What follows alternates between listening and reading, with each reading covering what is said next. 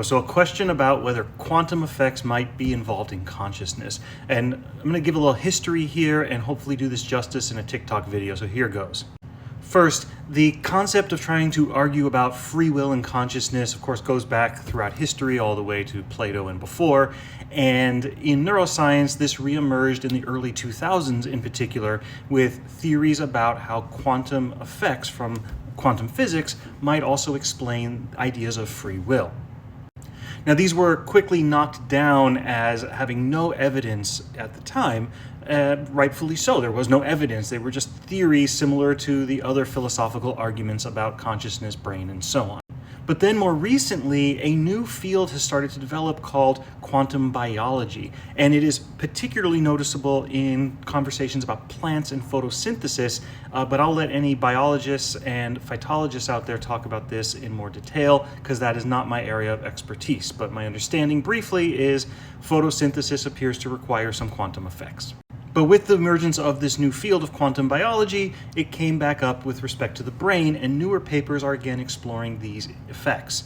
In particular, here are a few things that we do know.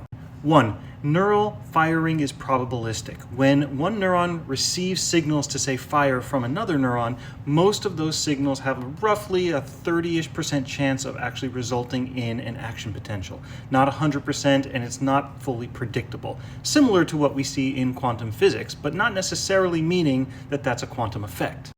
2. There does seem to be evidence that quantum effects are involved in certain parts of the neuron, one of those being in microtubule function, which are, in a sort of a layperson's way, you can think of as kind of the little transporters that move material around inside a neuron. There's even evidence that the effects of anesthesia when it comes to preventing consciousness are related to quantum effects in those microtubules.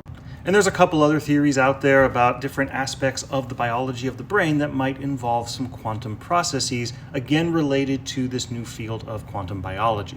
So those are the things we know and the current sort of hypotheses that are being thrown around to try and understand it better. Now, one thing that doesn't seem to be the case is that the brain does not appear to be, for example, a quantum computer that is processing, sort of simultaneously all of these quantum events or anything like that.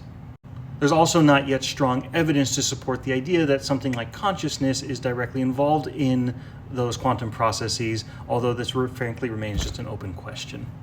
So appreciate the comment. That's all I could really fit into a short TikTok, but happy to chat a little bit more. And again, feel free to read the paper below. There are ways to get those papers even behind the paywalls.